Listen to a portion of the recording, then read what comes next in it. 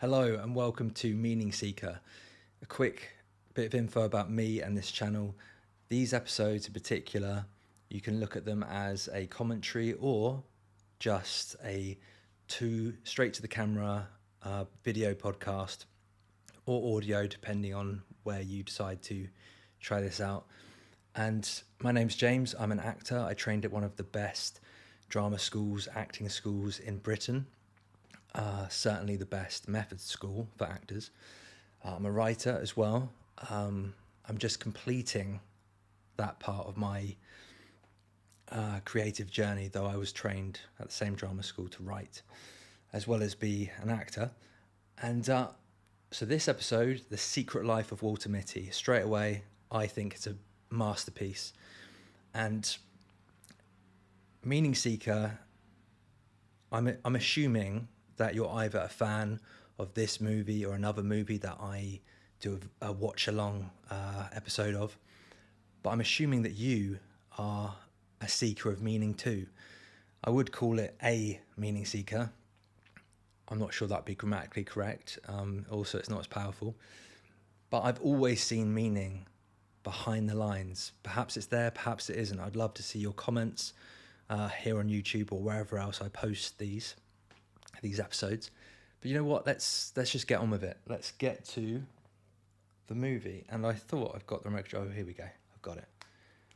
Okay.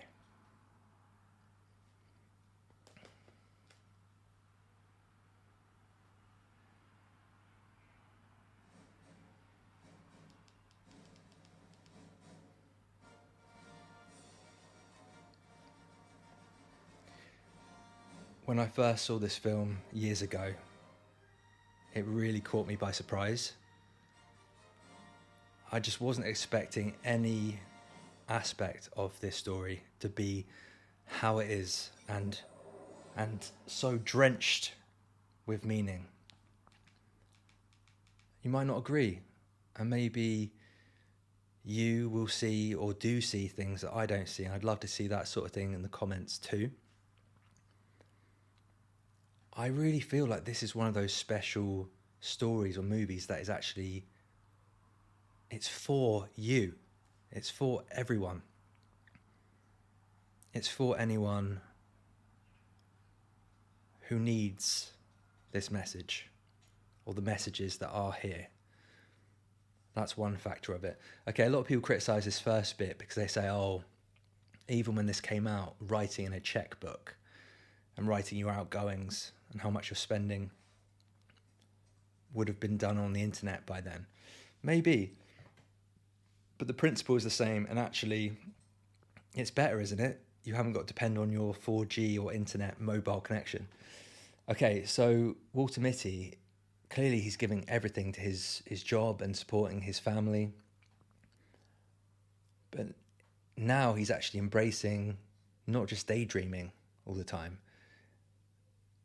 And this woman he's interested in, we find out in a bit, she works where he does at Life magazine. Now this is interesting because we know he lives in his mind, and acting or doing things towards changing his life in the real world is hard for him. He can't even press a button on a dating app, and he's got up to sort of try and muster the courage. He's decided that he's going to take the action, but now he needs the courage to actually do it. And straight away in this first scene, we see the first seed of hope that he can take action. But there's a problem on the website. Now, I think this is the first example of what Joseph Campbell called a threshold guardian. So to get past a certain thing that's blocking you in life, it's not just walking through a gateway. You've got to put in enough work. And if he wants to have a shot at potentially having a connection with this woman he's interested in, he's gonna have to do a lot more than just press a button. Connected with his account where he hasn't even got a profile picture. And I think that's an underlying message, particularly more and more since this movie came out. The internet and our ready access to it gives us this illusion that we can take shortcuts. I personally don't believe shortcuts exist. They might seem like they do for a while, but okay, so he's phoned eHarmony.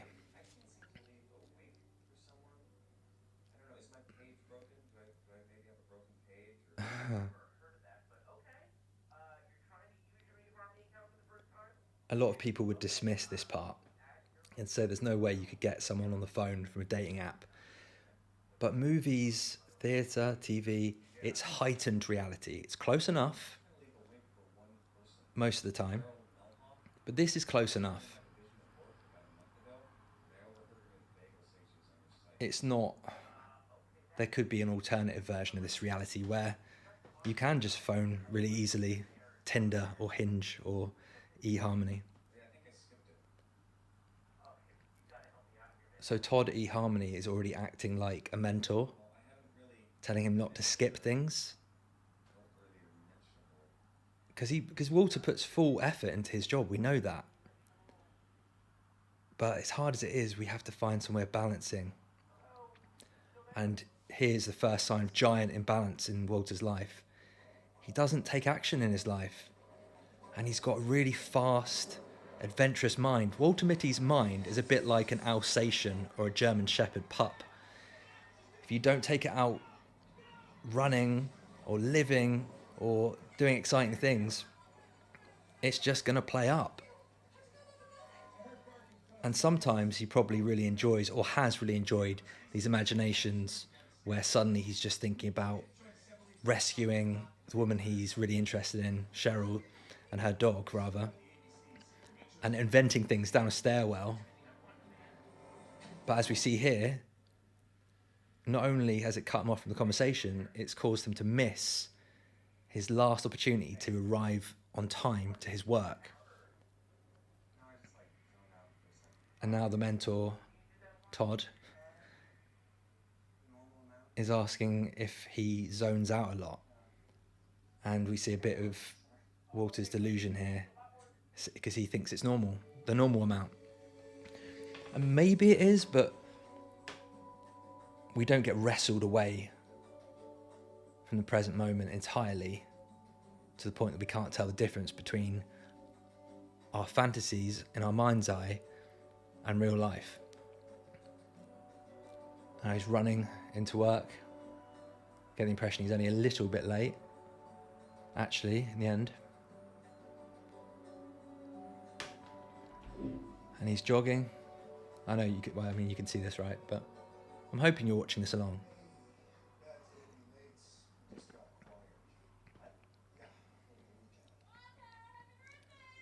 So straight away, there's the seed that he and his colleagues might get fired. And his sister, and a bit of exposition, he's delegated to his sister to help with his mother moving to a new apartment.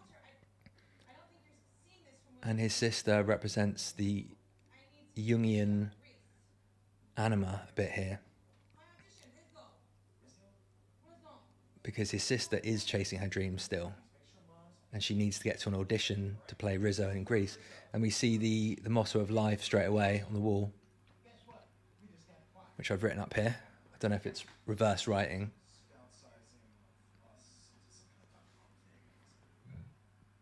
More confirmation, downsizing is likely.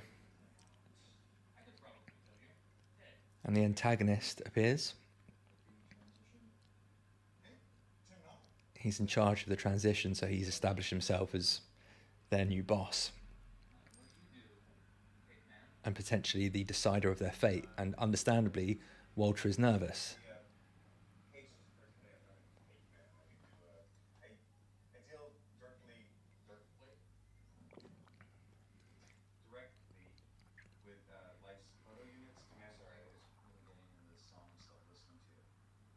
So he's really made it clear that he's a dick.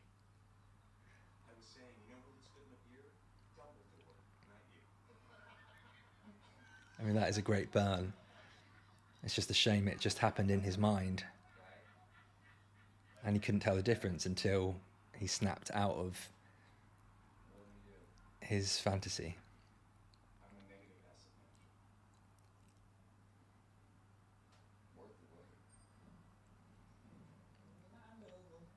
Foreshadowing there, mind over matter.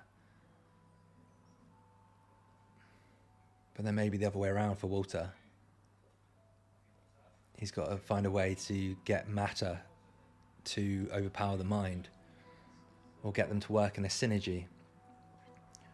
Walking through his office with his birthday cake.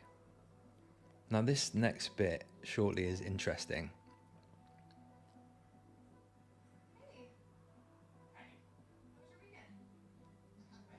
So he was mistaken, Walter was mistaken that Cheryl had talked to him for the first time. But for a second, he responded with real openness and jovial politeness and confidence, but then it kind of evaporated and he felt embarrassed.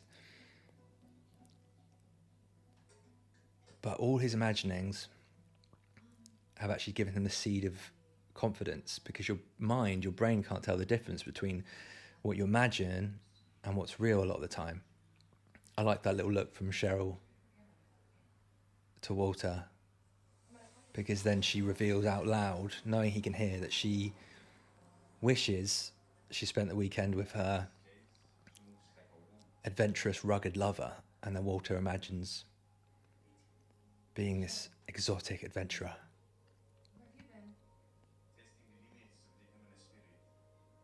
So that's within him. Walter wants to test the limits of the human spirit. I don't know if he wants to communicate with women he's interested in via a poetry falcon,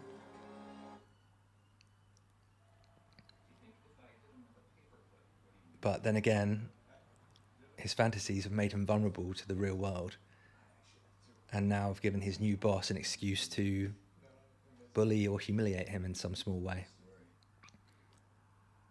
Ground control to Major Tom. Can you hear me, Major Tom? Oh. Wow. There's definitely an underlying message that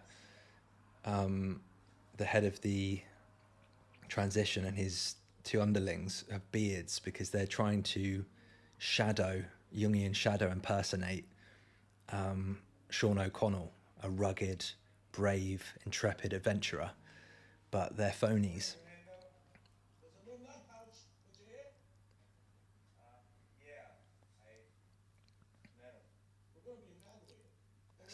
Subtle burn there by Walter.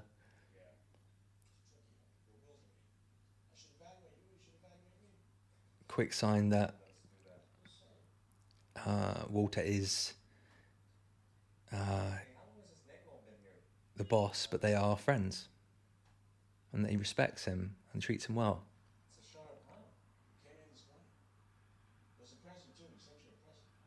Sean O'Connell, one of the greatest adventurous photographers in the world of Walter Mitty. Again, he honours his the person that works under him.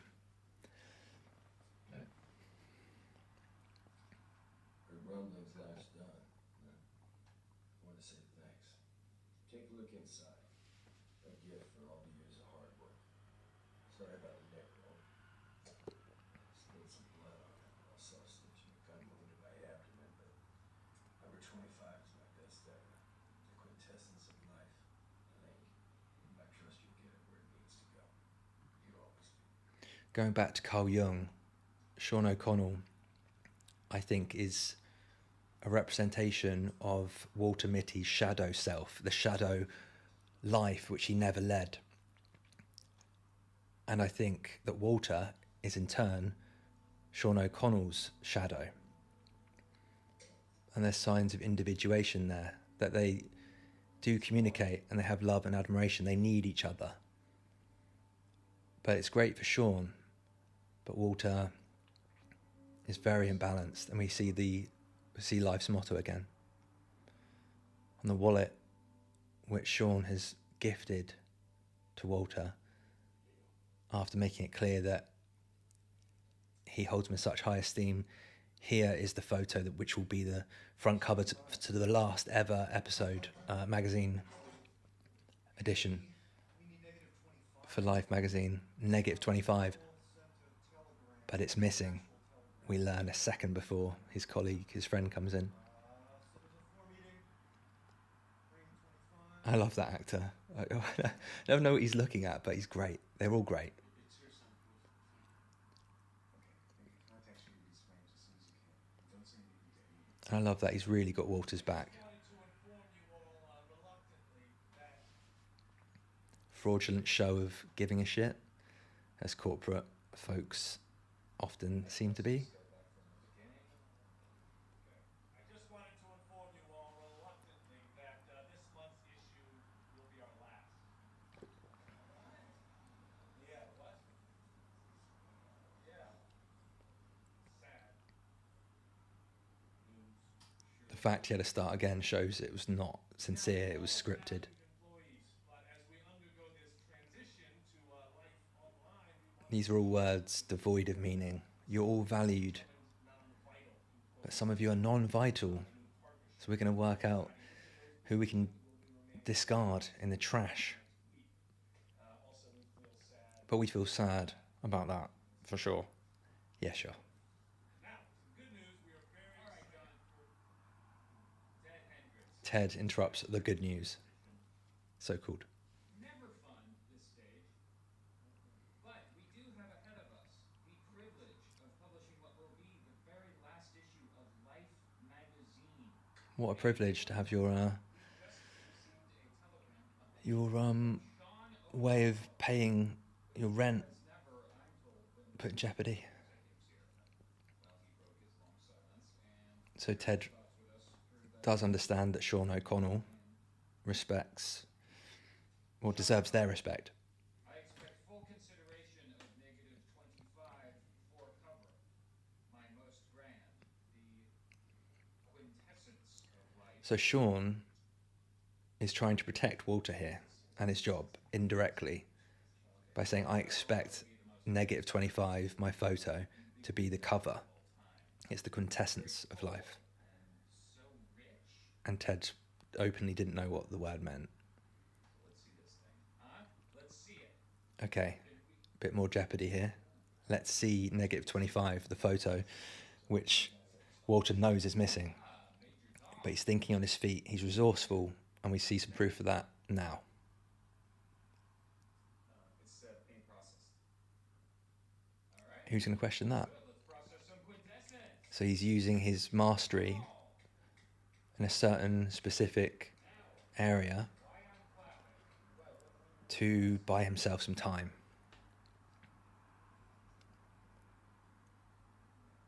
But now he realizes that actually he has a work reason to not only save his job, but talking to Cheryl, the woman he's interested in, he just has to do it. So he just does it. He acts. I'm Walter. Cheryl, Mitty. fell off. Hmm. You work in photo accounts, right? I do. Negative assets. Yes. Processing the last cover photo, that's a big deal. Yeah, it's there's a bit of a glitch, mini, on that one right now. I want to say to you, do you maybe have an address for Sean O'Connell? It's not really that easy with him. He moves around. Again, so much. Walter's Yeah, he's on a freelance. I don't probably unknowingly showing himself love and care and protection by making small of the glitch. But why don't you check with Peg? I know she just processed He's literally just meeting Cheryl. maybe find him that way. He's being cautious. Cool. Very cool. But Cheryl might have a lead, so I'm on it. he's delegated to her as well. He's acted. Yes, I have to say. But even though there's, definite awkwardness there, it's charming and normal level of awkwardness. Okay. So at negative assets, a clue has been unearthed. Or a few. So the other photos have been deepened in detail. Load 'em up, right? More delegation. He just knows what to do. and it needs to be done. And we'll keep pushing forward. There's some foreshadowing there. With the water, is it an expansive ocean? No, it's the giant pond outside his work. He's looking at clues, he's acting, and she's back. He's acting on getting to the bottom of this, solving it. So I called Peg about Sean, and she's gonna get back to me. Oh, hey, thanks. Cool glasses. Very stampy. And now These? Walter is running aground a bit. For work, they magnify the, Is that 20? He's going past his comfortable limits with socialising. I can't quite find 25. But he's got a bit of an olive branch there that is also work-based, but he feels he can trust Cheryl now, so he's told her that he's lost the photo. Its whereabouts? Yeah. And he's revealed that he's looking Mystery novel? for Sean O'Connell. Right. They say the key is to look To Cheryl. backwards. You connect the clues and then scatter them so they seem unrelated. There's like a whole science to it. Man? I imagine Thumb. the facets of what make up a good mystery novel really might potentially help you get to the bottom of real life mysteries in certain circumstances.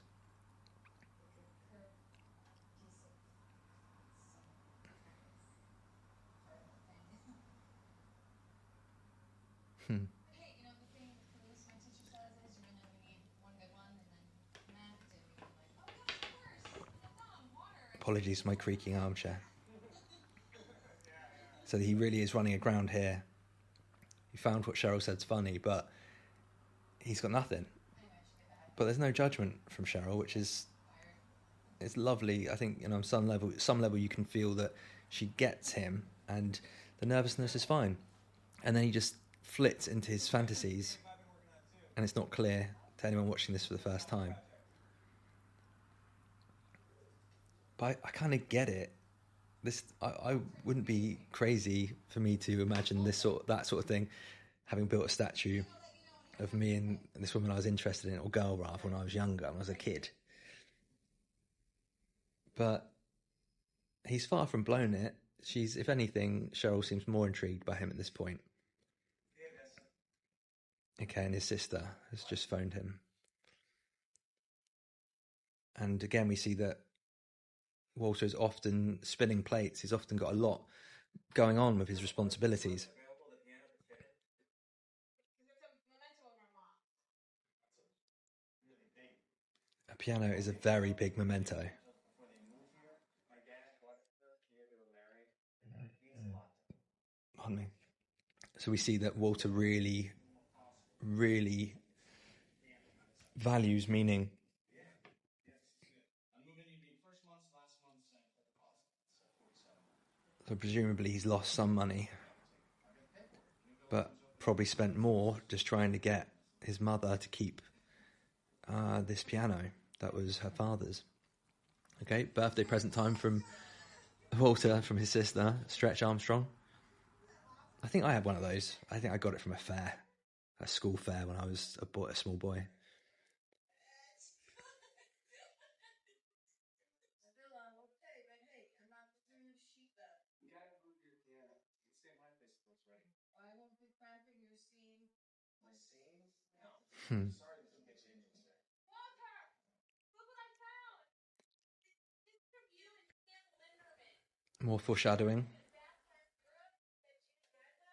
If an object turns up in a piece of fiction, it will have a purpose, and it's a hiking backpack, and it's filled with items from when Walter was going to go off on a grand adventure when he was 17, I think. I think we find out in a bit. Around the time his father died. Sharing your accomplishments with the whole world. From the Fairview small towner, Mom. Hmm. I really like that nifty mohawk. You know, when your daddy died, and then you went to work in that pizza place, one that was named after a father, had that father kind of name. Papa John's, yeah, delivery. And I thought perhaps that it was really sad for you working in a restaurant named after a father. Your father just died. I never even thought about that. Probably because I didn't call Dad Papa. You had a weird style. style. That's a uniform. KFC. So after Walter's father died, he relinquished the path he'd chosen to assume the role of the archetypal good father, to look after his mum and his sister. And he's done it ever since. But now, fate is planting more and more seeds and signs that he is probably going to have to go off on an adventure soon, or imminently. And now he sees there is a ship name on one of the photos, Erkiksnek. And here's Ted, the new boss, who holds Walter's Final cover. employment in his hands. Responsibility. Lots of responsibility, putting the pressure on. Quintessence? No, we're prepping the wedding agents on that to start the process. Really? Because it looks like you're playing with toys. Oh, no, this is At first, when I first saw this, I really thought the negative needs the new corporate boss actually was trying to steal a toy You and your from Walter Mitty. Your little blonde pal. One of my favourite lines is coming up now, by the way. getting a toy now. no. Now. Hey, this is a place of business, not a place of jelly man toys. It's not a place of Jellyman toys. You can't just take It's a place of business. mine. Give it to me. No. That's a surprise. Great line from Ted coming up.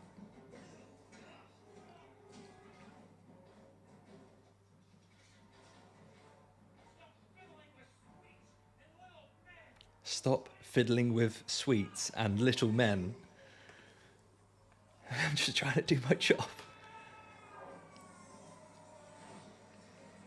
Again, imbalance is a really bad thing.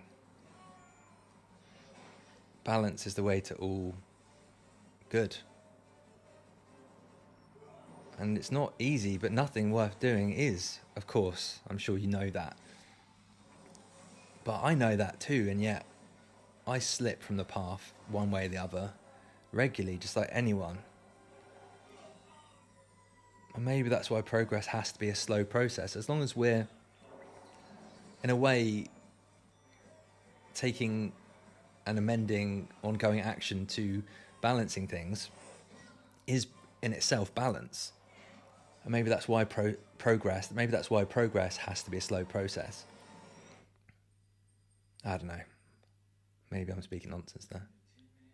Are you the Tin Man? New little oil can. Jesus. More foreshadowing. He's about to go on a grand adventure. Much more akin to Wizard of Oz than normal life. The mentor reappears. Todd from eHarmony. Hi, from eHarmony. Oh, hi. Yeah, when I lost you there, I was saying we need to beef your profile up. Maybe, not blank. Real quick, let's build your been there, done that. Okay. Been there. Phoenix.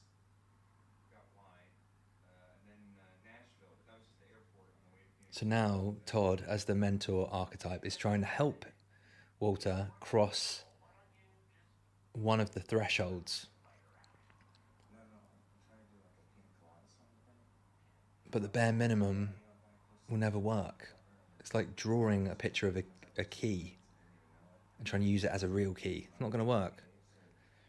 Unsurprisingly. Can you sing a little bit?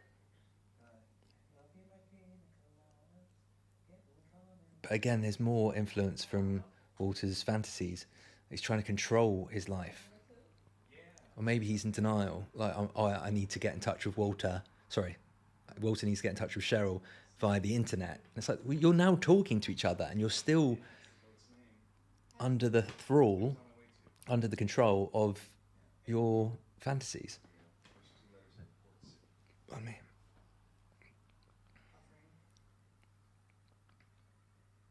So at the park, I gotta run up there and pick up my son. He's skateboarding with a friend. Do you wanna look up for me? Starting starting now. He's got a boyish innocence and charm, Walter, and that question said it all. So we now learn about Cheryl wanting more excitement in her life. And there's something about life and its motto that really inspires her. See behind walls. Okay, you got this, Sean. He gave this to you? Yeah. A lot of how we see ourselves is what blocks us. He doesn't think he's anything like Sean, and yet Sean? he must be enough like him, at least potentially, or in some ways at least. Otherwise, Sean wouldn't hold him in such high esteem and get him a gift and try to protect him as much as he can indirectly. But inadvertently, it's actually having the opposite effect, potentially, very potentially. Okay, and Cheryl underlining that she's likely to be one of the first fired because she's only just started working there. Newly former, but we've been sort of, I don't know, how did you get Another aspect of our shadow selves is that we can't really have normal conversations with them. And just like that, Walter and Sean correspond via letters. And if you can have a dialogue with your shadow self, in a way it's a form of correspondence within, often subconscious, but it can be deliberate, via looking into the process of individuation via the Carl Jung's method. But maybe I'm grasping with the Jungian individuation, but it's really there, whether intentionally or no. And you know, Cheryl's son, he meets Cheryl's son here, and it's a cool dude sort of thing to be a skateboarder. And Walter just asks him a question which shows Walter's assertiveness. And Cheryl's son is just like, okay, that you think you've got some skills, but I doubt you have. But then he shows him via action. It's the only way we can prove anything's true. But it's like getting on a bike, isn't it? He became an initiate, and in becoming a really skillful skateboarder a long time ago. And it doesn't look like much rustiness has come back over him. But that is realistic if you got to a level anywhere in the vicinity of mastery of a skill. Kicks that she set multiples. I don't know if you know how it works with him. She sends copies because we never know where it's going to be. And this week she sent 1090s to Princeton, New Jersey. Oh, great. Train ride. And one to Greenland. Okay. So his hopes of getting a train are dashed. Because you can't get a train to Greenland from New York City. Well, maybe it's in Jersey. Yeah. Is your phone about where that ship's name? Yes, look, there it is. Nuke, Greenland. Nuke, Greenland. So that's quite the quandary. Yeah, follow it up in Greenland. Yeah, why not? Go, crack the case. I wonder if Cheryl can see the adventurer within him. Why not? Sorry, it's my As in, I can see you going to Greenland. But he has to be able to see himself. But then he doesn't have to see himself. He just has to consider the decision to go there and then follow up with action. But he needs a bit more of a push, doesn't he? And he has only just been presented with the strong possibility he's going to have to do that or lose his job. Now we're in his fantasies. Her ex has fallen down a well, but she doesn't care. She just wants to be with Walter. And this is the only bit in the movie which I don't really like that much. But again, I relate to it. I'd probably imagine mixing a situation from maybe The Karate Kid or some other movie I loved and put myself in Ralph Macchio's place and the girl I fancied at school. In is it Elizabeth Shue? I feel bad if I got her name wrong, but I think it's Elizabeth Shue. I'm terrible with names.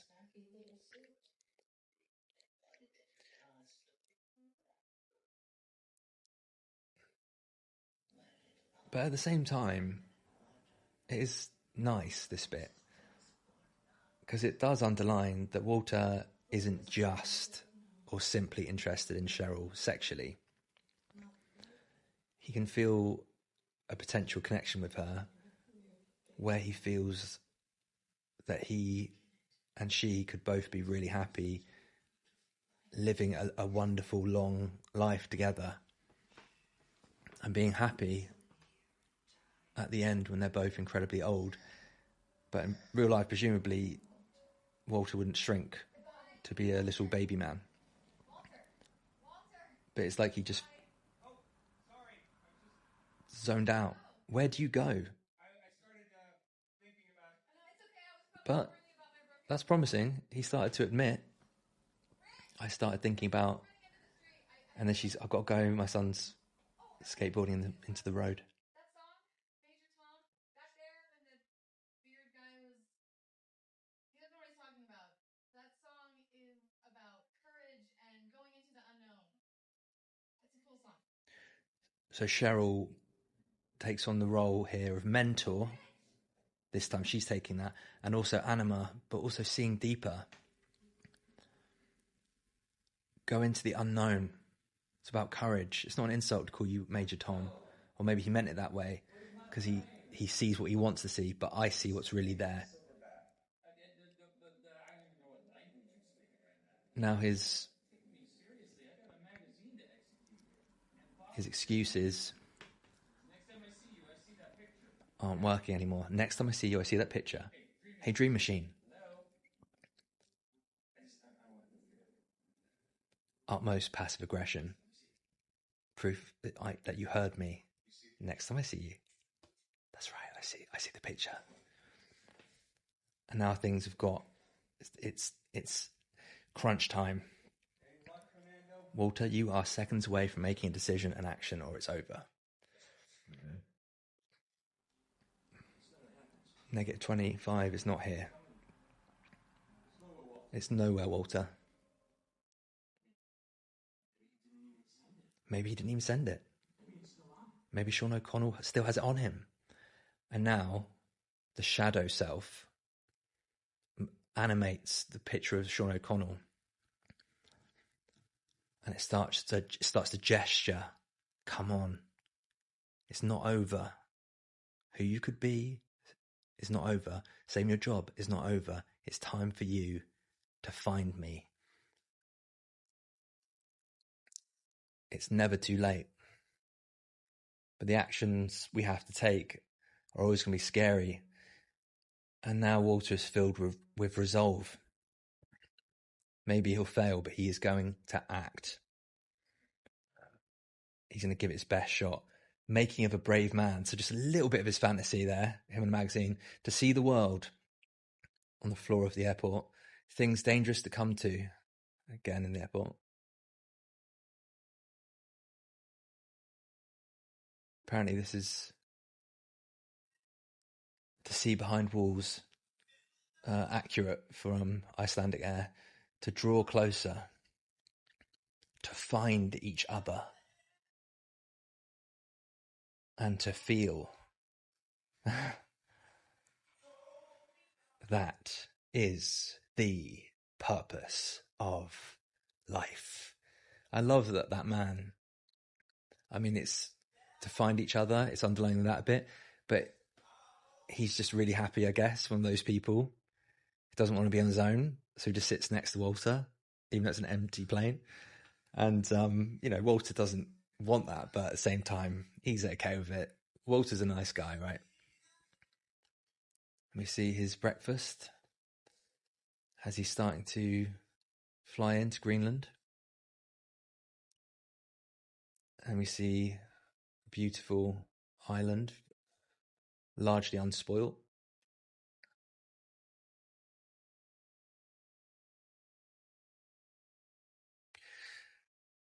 Okay, I'm going to have to pause it in a second, but I will make it seem as seamless as possible.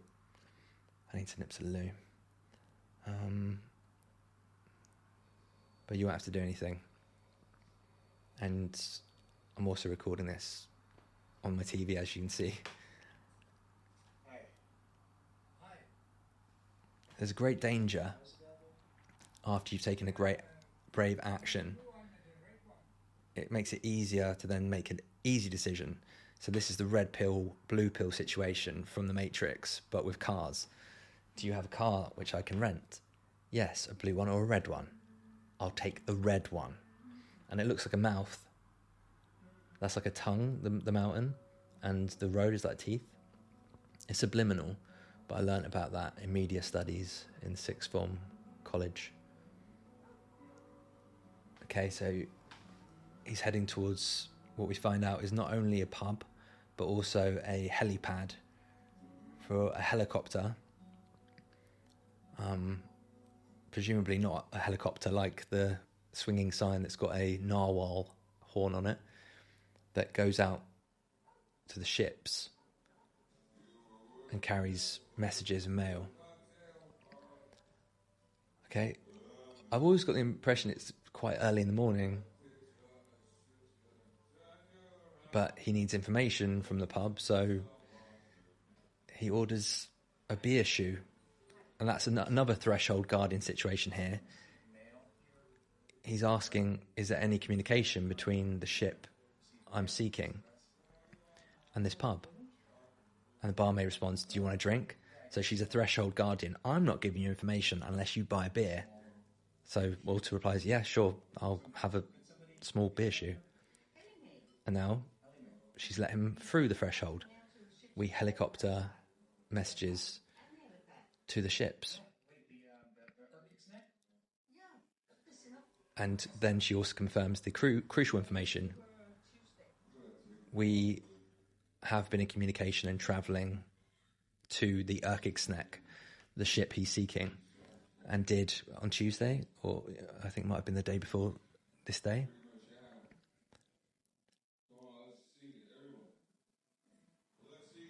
And this drunk karaoke singer has had some heartbreak, and now he's going to see if he can get people in the pub to sing along.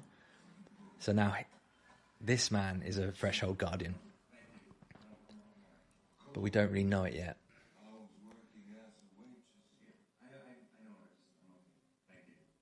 But he's bothering Walter, and he's saying he'll stop bothering him if he sings along. But Walter puts in the bare minimum effort. Now we know the bare minimum of effort doesn't get you anything. So then he attacks Walter in a second.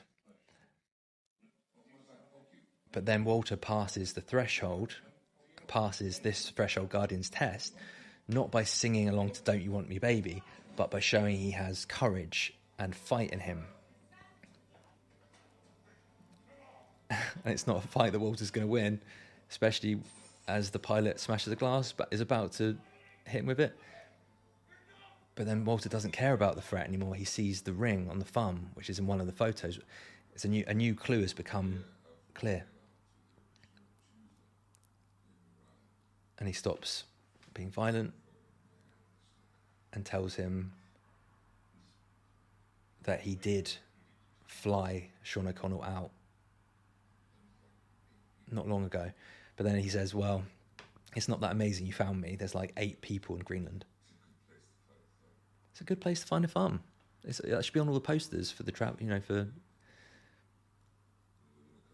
tourists. But don't cheat on your woman when you live in a country with only 8 people in it. I think Winston Churchill said that. Not really. You're the scrappy Duncan. You've earned my respect. So by saying that, he's basically saying, I'll help you. I'm flying out there soon. He might still be on the boat, on the Erkigsneck. You can come with me if you want. You've passed the test. But here's another test. Is Walter willing to risk his life for this task? Can we call him on the boat phone? No. The Threshold Guardian emerges through the pilot again. The radio's broke. That's why I'm flying out there. You don't have the option to phone him. You have the option to get on the air on a helicopter when there's a storm coming and I'm drunk and I'm gonna finish my beer. And Walter is starting to consider the blue pill again, because we keep getting offered the red and the blue pill. It's never like one red pill and you're done. Right, I'm gonna pause it. Back in a sec. Don't worry. Well, I'll try and make it simple. Okay, I'm hoping you've got The Secret Life of Walter Mitty on the same pause screen, if you know what I mean.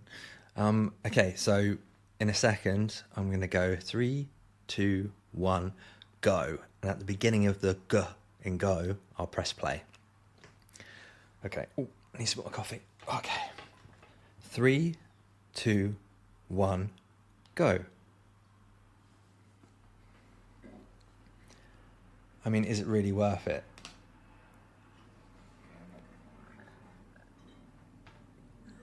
So Walter has taken the blue pill, but he hasn't taken it. He's holding the blue pill in his hand, and he's told the pilot that he has taken the blue pill. I'm not going to go with you. And the pilot can barely stand.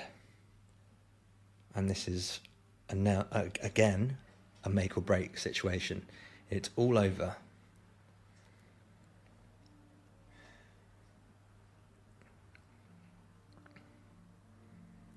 Because he's decided to stop taking the brave actions. It's not an action I would advise in real life. But this is heightened, and there's a lot of symbolism here. And now, the anima turns up in real life, but mixed with his fantasy, or the power of the strength of his fantasies.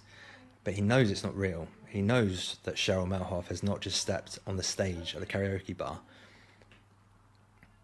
But this time, the power of his fantasy, via the inner feminine, the anima, represented by his love interest, this one goes out to Walter Mitty. He knows why. It's about being brave and going into the unknown. Ground control to Major Tom.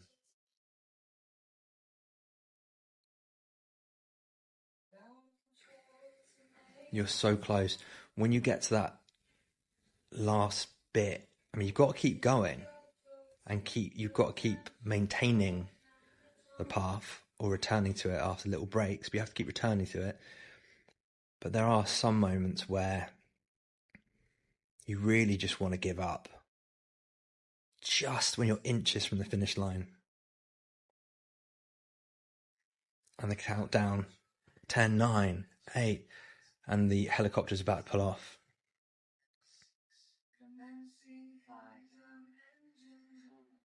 And it's the inner anima and the parts of us that represent who we could become, our greatest positive potential self.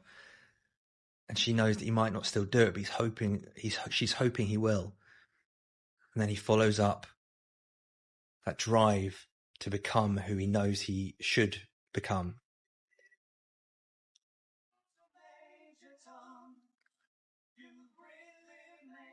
And then the world is entirely different.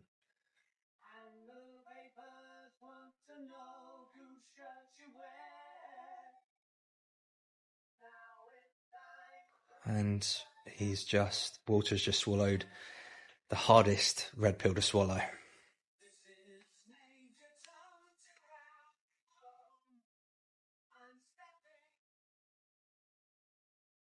And it is like his fantasies become such a negative thing, but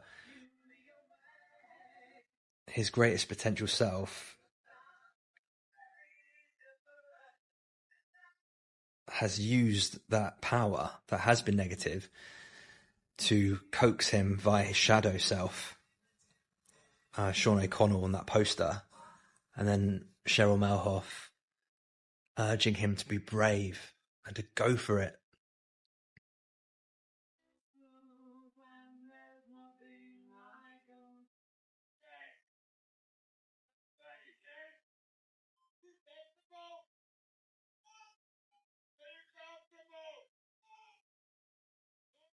So the pilot is very much like the first, well, not the first, but certainly along his adventures, like Wizard of Oz type character. And now Walter, through courage, has got to the Erkigsneck. Well, it seems like that he's arrived there, but you've got to maintain journeying along the path of the path where you fulfill your fullest potential self.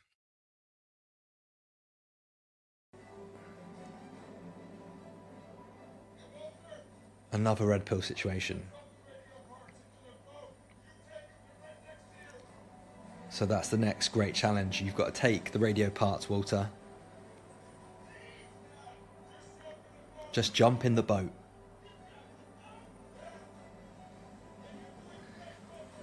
Sometimes it's one thing to be willing to give everything you've got, but if you don't understand how to do it, that's a great problem too. So Walter thinks he means jump into the ship. It's like 25 feet to the side, but you've got to go now. So he just acts. He's brave, but it's the fool archetype from the tarot. I meant the little boat, but you didn't say that. And but when people put great pressure on you, there's great danger there too, right?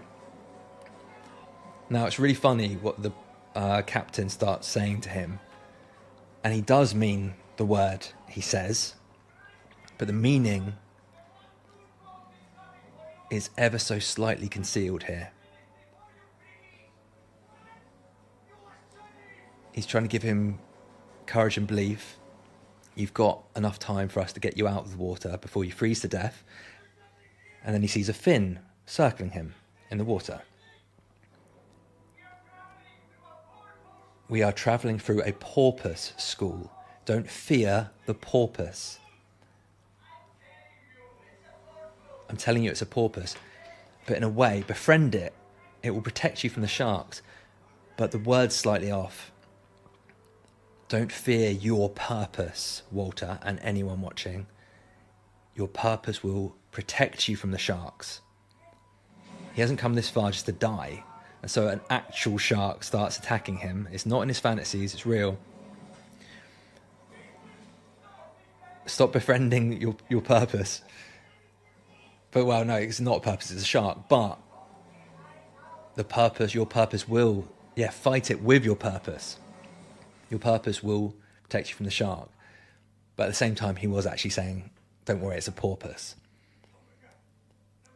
But the underlying, barely hidden message was, whether you get attacked in life by real sharks or metaphorical sharks, or people or circumstances de facto acting like sharks, look to your purpose. Remember why you're on this dangerous path that requires courage. Your purpose will protect you against the sharks. So he's missed Sean. Sean is now in Iceland. And the captain says, no, we can't radio contact him. You jumped into the ocean with it. It's lost, right? Yeah, sorry. And now the second Wizard of Oz-like character.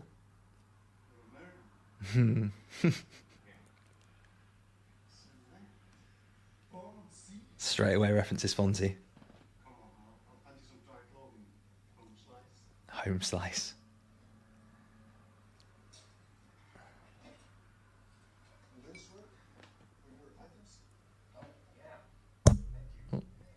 Oh, sorry.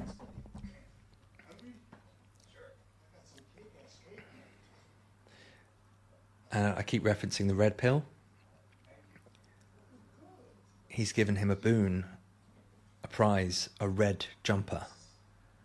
which subliminally signifies Walter has graduated to someone who takes danger, who takes dangerous actions, but perceived ones normally. But he's a red pill taker. He's initiated himself as a brave person. He doesn't really know it yet. And now he's been gifted more than just a symbol of his growth, but more clues.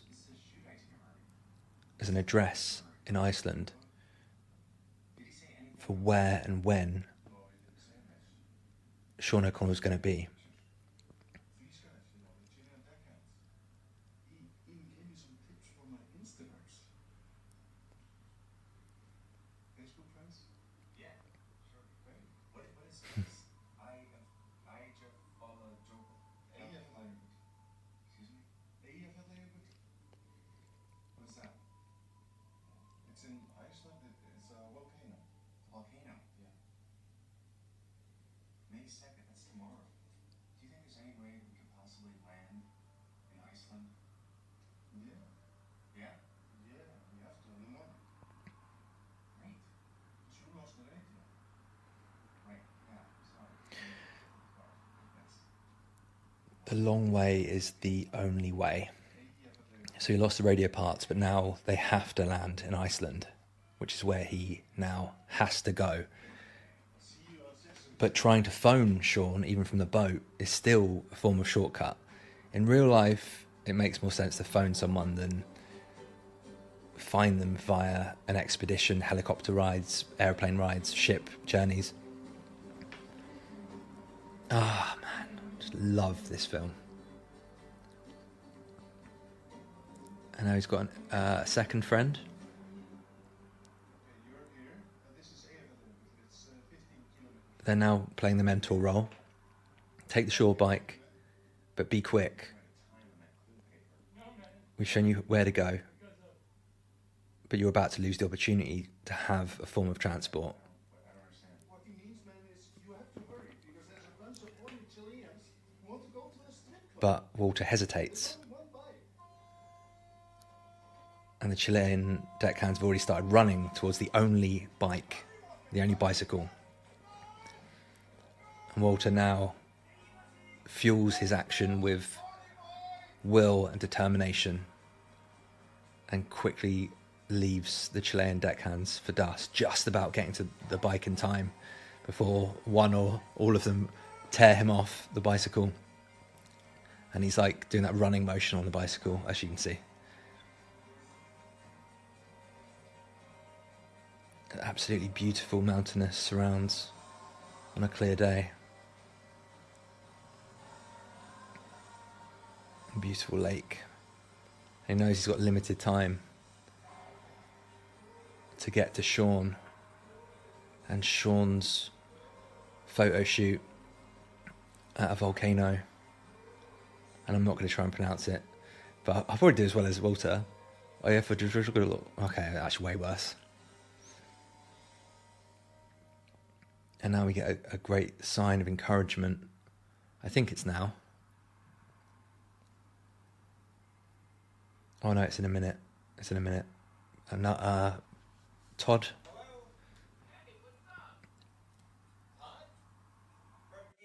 The mentor. Back to being the mentor, Todd. How have you been? Good. It's earlier. I just got up, man. I was thinking about you. Checking on his mentee's progress. And we find out Todd's in Los Angeles. Information gets dropped that might be relevant later, right? Oh, I jumped out of a helicopter yesterday into the ocean and had a shark bite. Yeah. Listen, I was mentioning before. Threshold Guardian Todd now. I'm not putting that because you're living in your mind still. You're fantasizing. No, it really happened. Okay. I'll promote you to Adrenaline Junkie. Pardon me. So he's told Todd that he is rising. And then there's a sign, a sign of synchronicity, all those thousands of birds dancing, and you see the happy face of what seems like Cheryl, but it's actually Walter's anima, the feminine parts of him, showing glee and saying, you're doing it, keep going. He's crashed the bicycle, it's not working, so he discards it and uses the only form of transportation he has for now, running. He's just going for it. And he starts to see some signs of civilization again.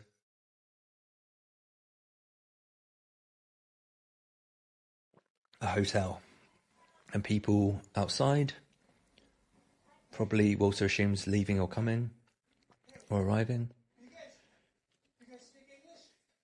Trying to talk to kids who are from Iceland.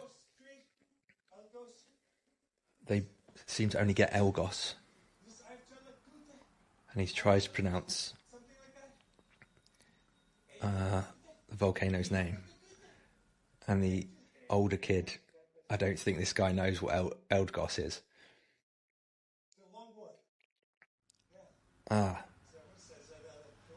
So now he's trying to be selfless. I know a kid who would love that board.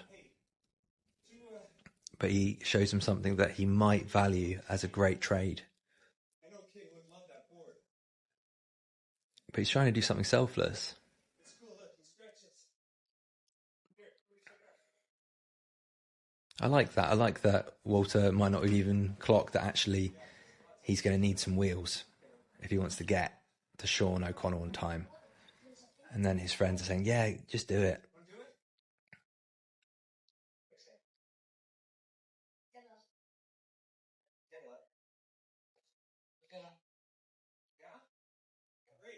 Great, thank you. I will have to pause my recording of this episode and watch along and commentary very soon. But you'll just see me with a change of clothes by the time I upload it.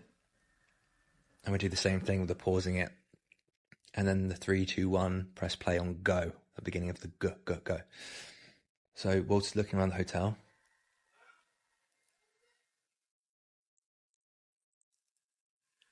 And so he's a little bit lost now. He knows he's very close, but he just needs a detailing or an updated detail on where to go directionally from where he is now, because he knows he's close. And this guy turns out to have been a driver for Sean O'Connell. He drove him to the plane. He's 15 minutes away, that way, south. 15 minutes. And Walter just starts going. But the man is speaking mostly Icelandic. And Walter thinks he's saying, you can't just do that. But he's actually trying to warn him. And now he's got the longboard, which he actually got, not for himself. And he can see in a second the town in the distance, I think.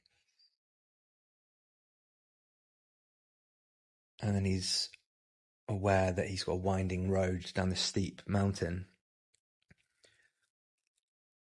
And it's been a while, but he knows what to do.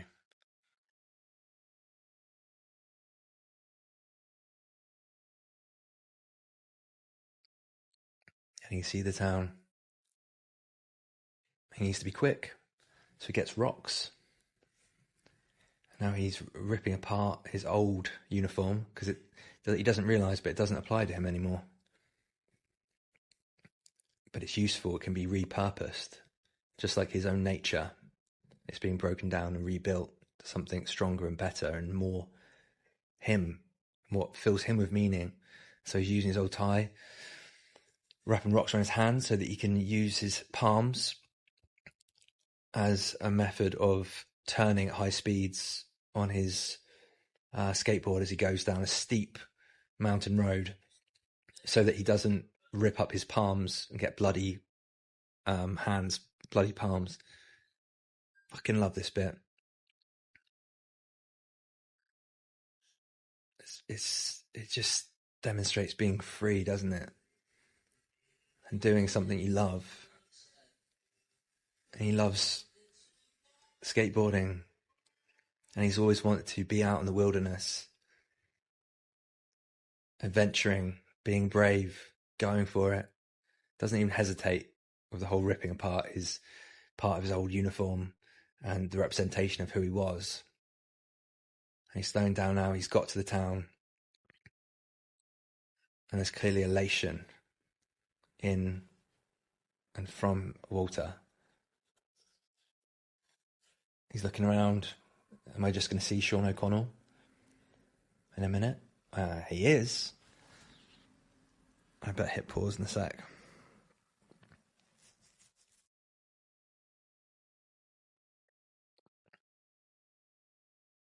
But I will make the transition as seamless as I can. So alarms start going. That's never a great sign. And a beeping of a car. It's the man he just met. But he still doesn't understand. Erection? Why is an alarm going off for an erection? Eruption! And now he finds Sean, but he's on an aeroplane, strapped to the top with his camera, and he's flying towards a volcano that is erupting right now, and eruptions travel incredibly fast. So there's a bit of stunning. He's stunned for a second. There's Sean. I found Sean. But if he doesn't get in the car right now, which he does, and they don't drive away fast enough, which they might not, him and the man brave enough to try and save him will die. And the smoke and the ash is fast gaining on them. Go faster, go faster. It's not exactly a Fast and Furious car, Walter. Oh my God. Cuts black. What happened? They escaped. It's now sunny. They pulled into another town, safely enough away.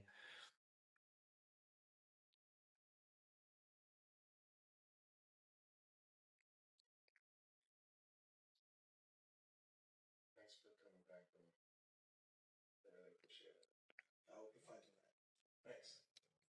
But he came back for him because he was brave and intrepid, and he probably felt like I could have warned him sufficiently. And he's brought him back to safety, but he's also brought him back to his former employers, Papa John's, and to normality and the facets of the Western world which he is very familiar with. And he's writing up more of the great increasing costs, but he isn't put off from his task. And a second after his financial woes, he's looking back at the clues. But he's had enough of those Papa John's cups. Cups are enough to make a man or a woman or anyone leave a joint. He's phoning Cheryl at the end of dusk at sunset. Hey, it's Walter. Mitty. Hey, I walked out to say hi to you an hour ago. You weren't there. That's because, guess what? I'm in Iceland. Iceland? What? In Greenland? Yeah, it was. You know that they're not dangerous here. No. I went to Greenland, and then I got on a fishing vessel tracking Sean. Ended up here in Iceland. In this conversation, Walter underlines how much he's grown already Hey, I got more clues.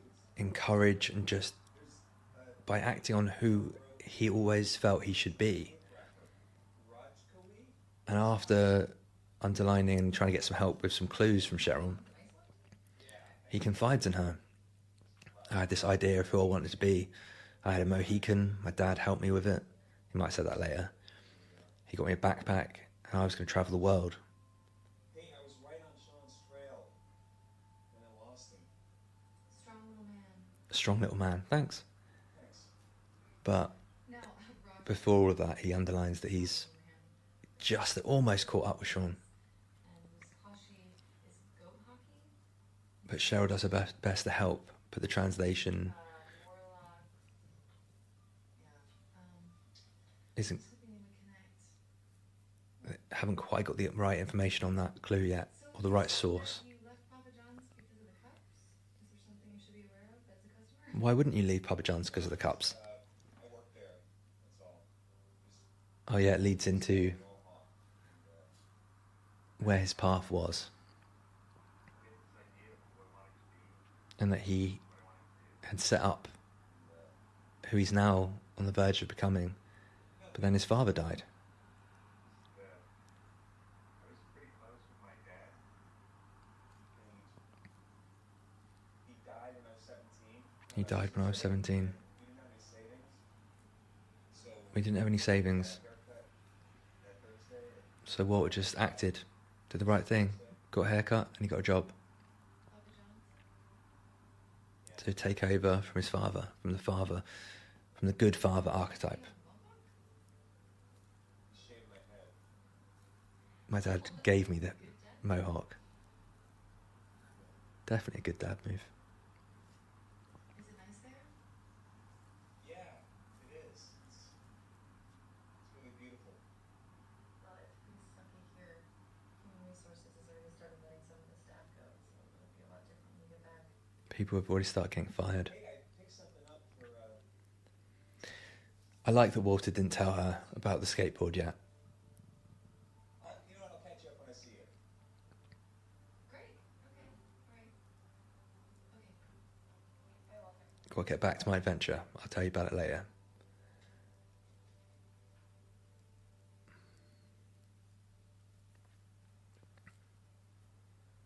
A few moments of peace and calm, but then the plot continues to thicken. And a text message from Hernando.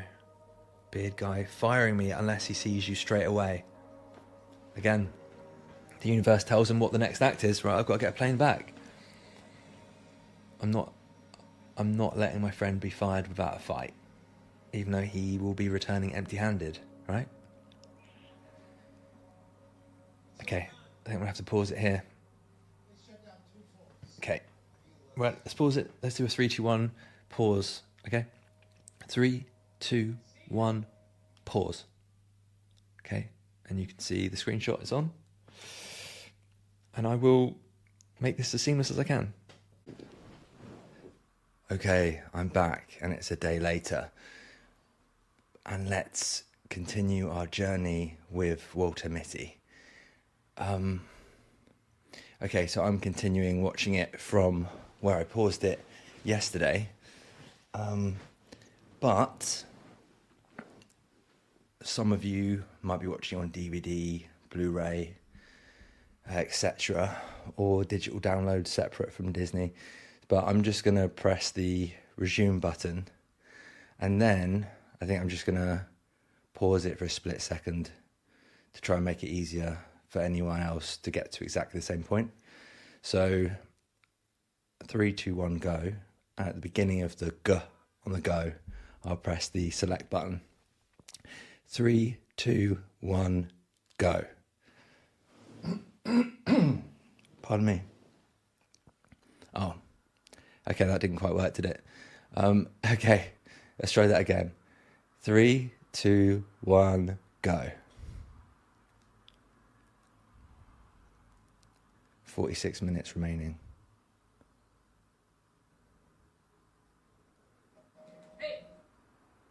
Okay, so we're 1 hour, 10 minutes and 13 seconds in. 1, 3. That's 1 hour, 10 minutes and 1, 3, 13 seconds in.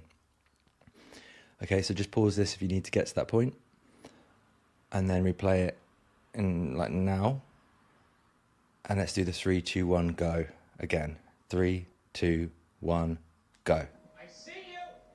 What did I say? So I see you. Walt's done all he can, Photograph her. Now, let me see. and sometimes in life we give everything we have Listen, there was and we don't technically win, I thought but it is always a win. It's just hard to see often. It was in your care. But he's being honest now. more time. You're fired. Take another cover. It's a good approach from Walter, but it would only potentially work if he did it earlier. But More than a million, way more. with Ted, he's not someone who's open-minded or reasonable. Black. And get your next job. Now I gotta explain this to the board. But Walt was making it clear, I deserve this leeway. But you can't get something you deserve from someone who isn't at that level of consciousness, doesn't do honourable things. Cheryl's not in. She was let go. I told you man, it's bad. Hey, that's my car? So now he's lost his job, and in seconds he's also potentially lost his connection to Cheryl, but he hasn't. Well, he hasn't anyway, right? But he has got a gift for her son, so that at least keeps that alive. And he thinks they've got a connection. He's right, but he just hasn't got that confidence and belief. Hasn't had enough time to marinate yet. It takes fucking years, and even then, you've got to maintain it. It's just like an excellent sports car. You have to. You can't just do nothing to it and expect it to always work great. As you know, I'm sure. So I mean, it takes a lot of courage going to her place for the first time. And we learned two things. One, she might not have been single this whole time. And two, Walter is definitely her type, because her ex could be Walter's brother. I'm looking for Cheryl Melhoff. You want Cheryl? Yeah. She's, we worked together, and she was helping me with a work thing. So her ex, who might be with her, at this point we don't know he's actually ex, he does that reassuring, huh, like that I shouldn't have worried, or can't believe I thought for a second this guy might be in there with Cheryl.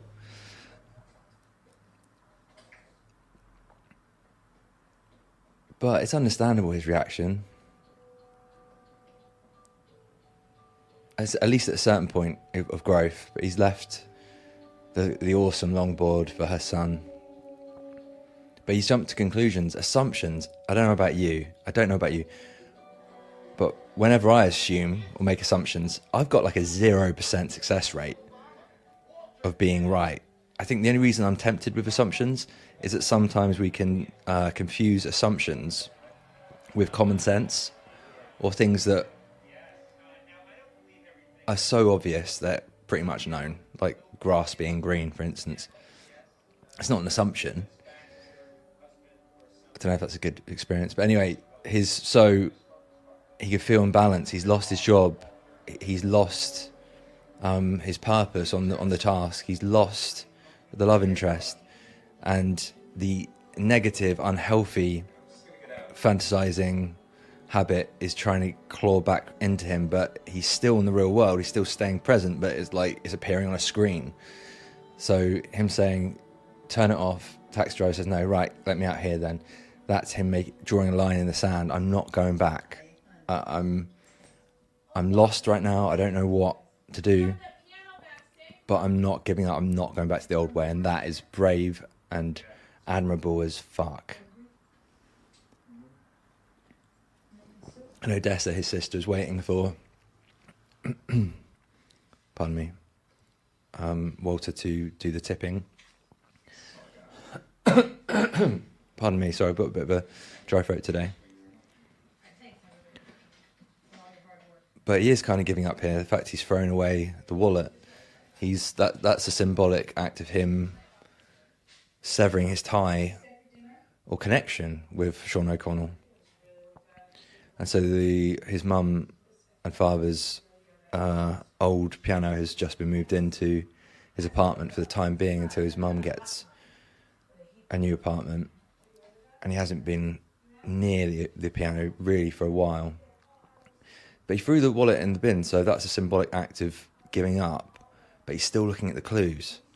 So it's more like he's hanging in the balance. Whether he gives up or carries on is on the line. It could go either way. But now he's looking at the photo and he's looking at the piano. My God, this is a Sean O'Connell photo taken of my mum's piano, which my dad bought for her. That can't be possible, can it? I've been writing letters to and from Sean O'Connell for years, but I've never met him. He hasn't met my mum. He couldn't have done, but his mum's in earshot. Did somebody take a picture of your piano like a week ago? I did. With Sean's camera.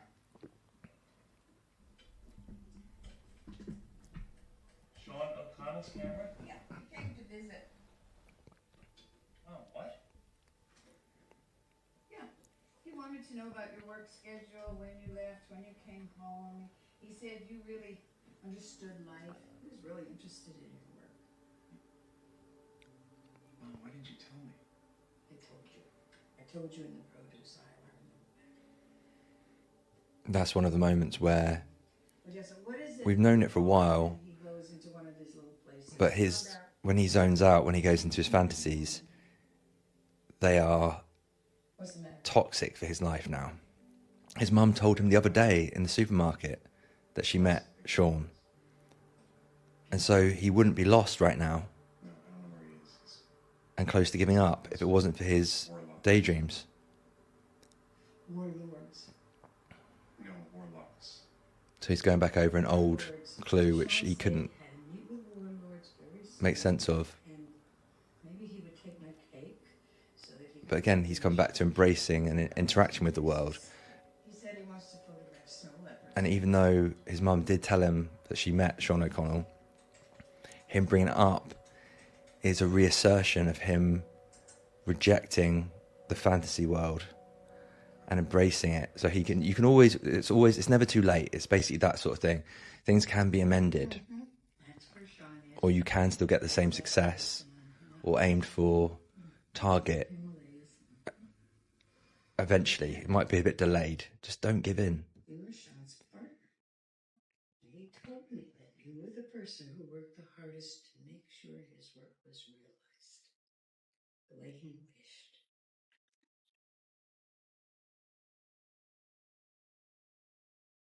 Delicious. So his mother now is underlying the depth of Walter's worth, which is helping him with his belief. His mother has assumed the role of the mentor on this point, at this stage. But she's showing him a positive mirror. And it's like a positive projection. Well, it's not a projection, it's a positive reflection, but showing him what's really there. And when someone tells us something really positive about ourselves, that's true. It's a bit like when you know someone's confiding in you, and then you find yourself confiding back in them, because something in you knows it's true.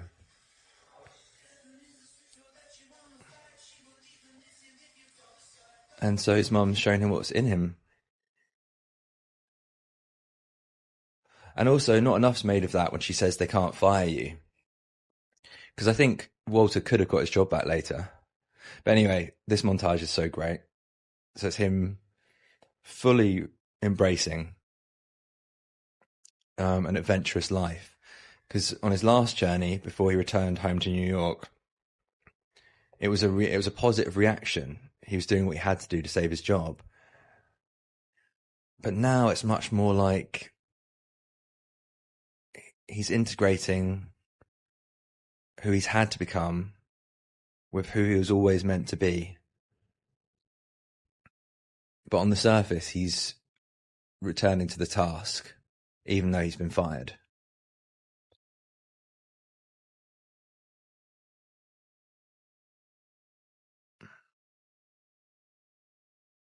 So yeah, the positive mother archetype has helped mend what was a very, very potential, or very close to a severing of the self and the shadow. And of course, I didn't mention it earlier, but the fact that Sean clearly had his mum's delicious cake. Lemon cake, isn't it? I've watched this film so many times I should know, but it's just part of how my brain works. I'm very bad at remembering names in general. So this is the point. I'm pretty sure this is the death point on a mountain, but I might be wrong, where it's relatively safe to a certain height, and then once you ascend beyond a certain height, you can only stay at varying levels of height for a certain amount of time, otherwise you'll die if you stay for too long. I am alone.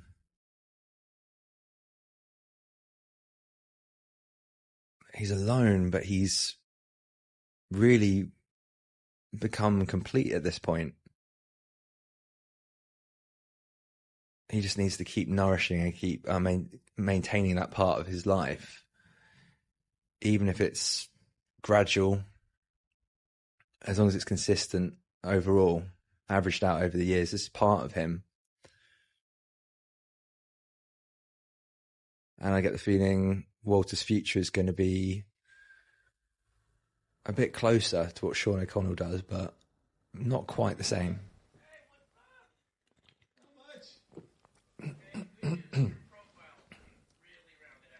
The OG mentor returns. Excuse me. Okay. But, something else, Cheryl, Belma, not on your Oh, really? Acceptance is very important. So Todd from eHarmony saying that Cheryl has taken herself off eHarmony will confirm his assumption that she's either always been with her ex or has just got back with her ex after Walter disappeared. Cool, but you know what? Would you take me off? He's also relinquishing Swing that $500 yearly. going the easy way. He wants to go the hard way in life, and dating apps are not the way, I think anyway. But it's symbolic in that respect. And now he's just bumped into Sean O'Connell where he's been looking for him. He's found him. He's finally found him. Yeah.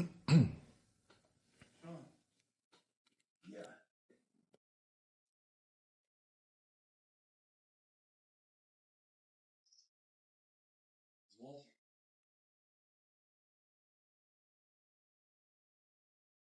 Eddie?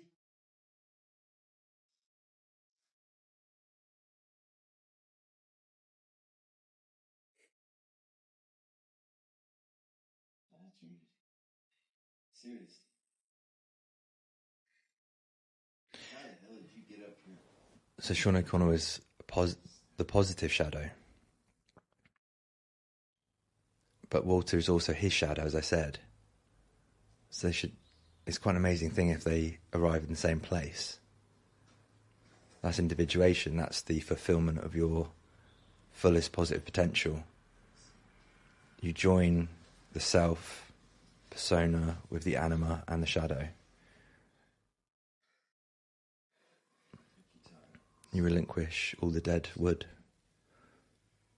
and you become what you're meant to be.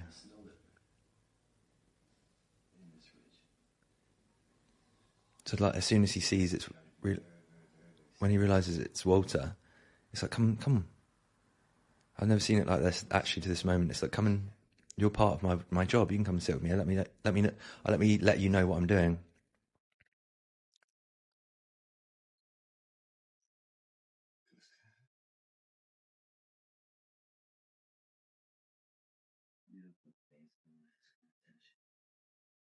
Beautiful, beautiful things don't ask for attention. Amazing, amazing writing. Sean, there's a negative that got separated from your role. I'm taking a lot of heat over it at work. It never came with the role that you said. Yeah, that's true what you're talking about. Yeah, that's what I thought. Yeah.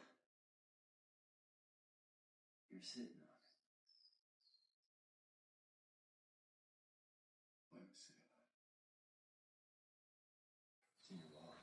That which you That was the gift. think you need to become who you need to become is Just something I could put it at something. already within you. So that's one aspect of I told you, look inside. even the positive shadow. A bit too impulsive, Inside. I thought you meant look inside the wrapping paper. a bit too playful. And so the negative was always in the wallet he gave Walter.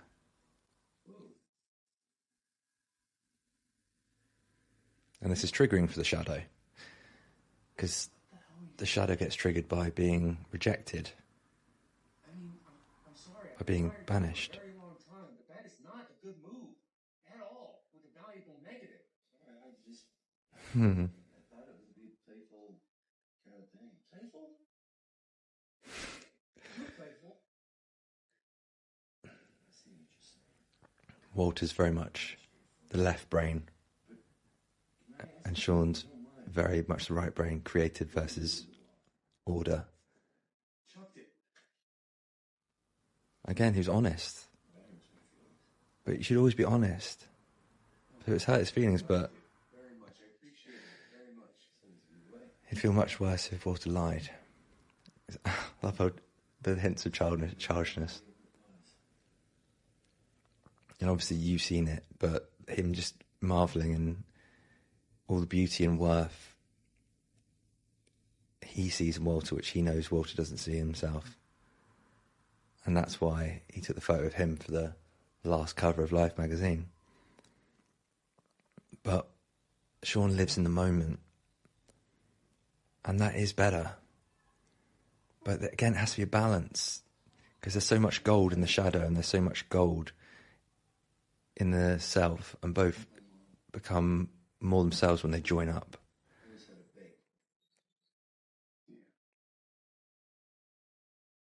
And they both have a lot of respect for Walter's mum. It's another sign that she is symbolically kind of both their mother. If Sean is... Well, Sean is Sean, but he's also equally Walter's shadow. And the same for Cheryl.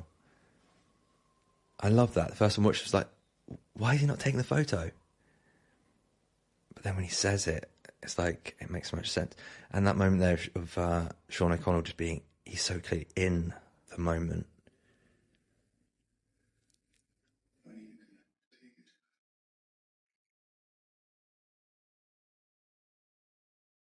Sometimes I don't. If I like a moment, me, person, I don't like to have the distraction.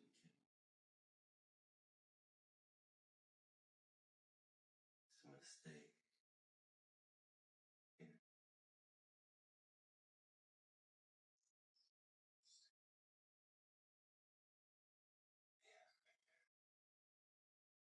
Right here.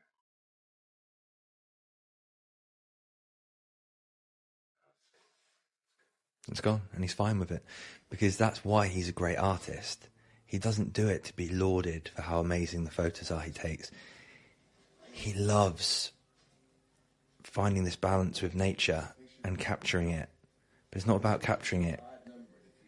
Him capturing it is a positive side effect.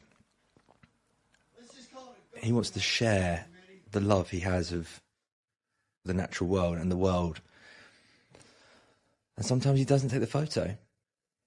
But that will make all the photos he does take so much more masterful and miraculous and perfect, or close to perfect. And I love how he just says, look, I'm going to go and play soccer. And if you don't join, we'll be odd numbered. Again, it might not have been done intentionally, but everything magnificent comes from balance.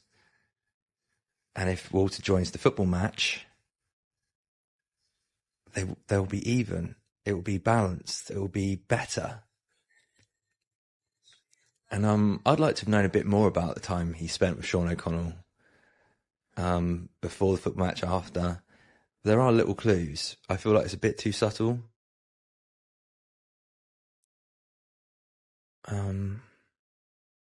But actually, if you are someone like me, which I think you probably are, or a lot of you will be, there are enough clues there to read between the lines. We'll get to that a bit later. So this is one of those X-rays, or CGI of one of those X-rays that's meant to be really bad for people's health, I think, health even. But just because he's come from Yemen or Afghanistan, they're treating him really unfairly. And again, he's standing up for himself. I mean, this bit's pushed a little bit far. Because actually, this would probably be the studio's idea to make it like this, I'd imagine. I don't know, because I think Walter would be a lot more reasonable. But it's all right. It doesn't.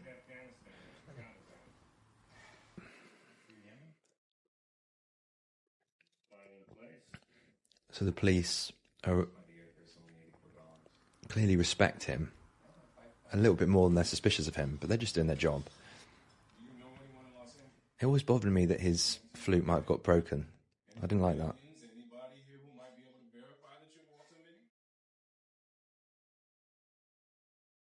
Todd Mahar from eHarmony. So I didn't even think about it the first time I watched it, but it's important that he mentioned he was in LA, obviously. It's also important there's not anything that's not needed in the script, but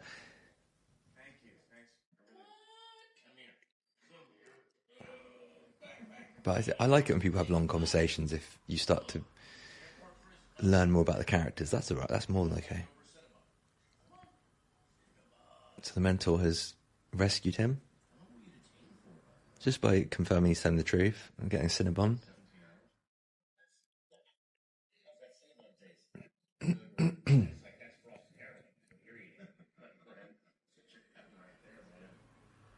Personally,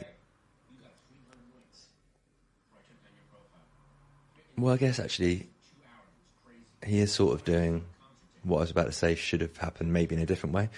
But he's underlining the fact that he's grown. That's why he's got 300 likes. And I think that might be a hint to Jungian psychology too. Because persona, so Walter, anima, Cheryl, Sean, the shadow, the three join, and from the three becomes a four. So 300 winks 3, and that's a hint that he's maybe very close to becoming a 4-dimensional person, which is just another way of saying fully fulfilled potential, that he's getting there. And he reminds us that financially he's in a tough place.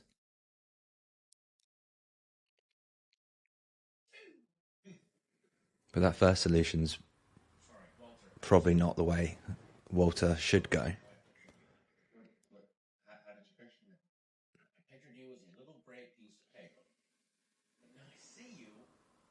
This is great, but I'd wanted the script to be tweaked slightly. It's like you were a grey piece of paper, I think, from Todd's perspective, but now you're like the lead singer of the Strokes mixed with Indiana Jones.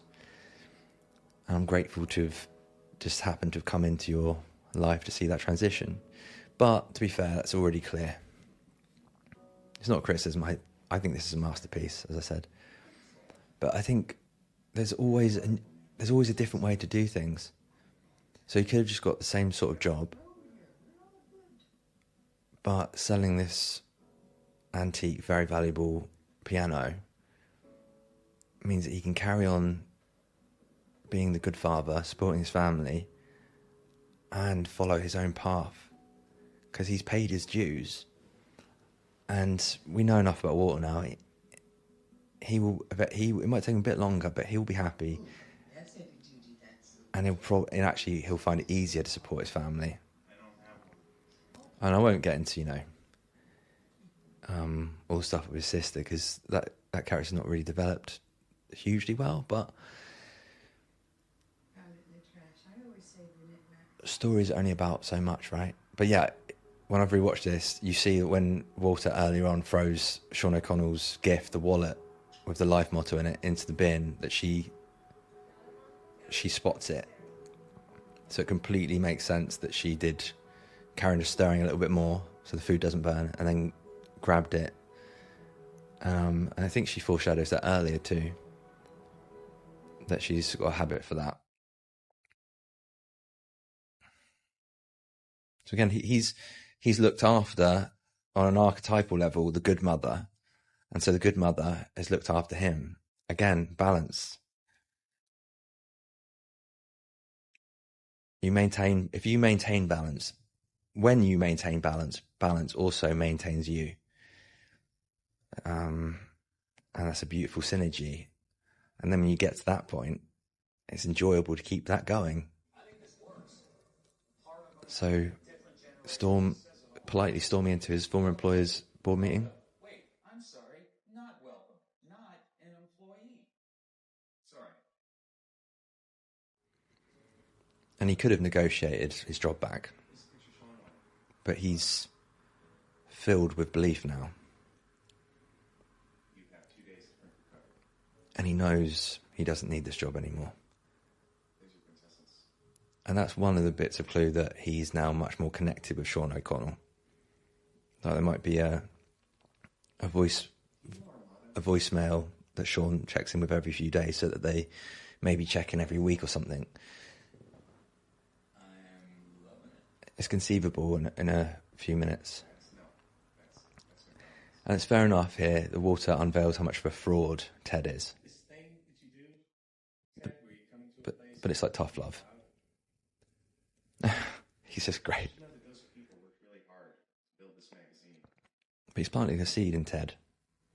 They believed in the motto. Even though Ted is a bit of a silly, well, not silly, but not that realistic character, some reviewers have said, but But you don't have to be such a dick. I've met people that act like that. So Walter is planting a seed, and if it germinates, it's all up to Ted. But Walter's shown him what the fully integrated man actually is like. It's never good for the fraud when the real deal turns up, but it can be good for them if they just have a little spark of an open mind and they really want to become actually strong, because I believe actual strength is to be good and to do no harm, and to only pull out that traditional strength when absolutely necessary as an order of last resort, as a measure of last resort. And I love that with Hernando, because then there's another way of him showing the father archetype, him as the good father, but also there's a brotherly thing there too, and friends. Hernando checking his shoulder after Walter touches it, because Walter's a bit rough and ready now. He's got that Sean touch. Okay, so he's writing all about all the things he's done. Quite amazing things. I think maybe it was at the top then, but he says reference Sean O'Connell address on request, or I can get a reference from him as soon as you ask for one.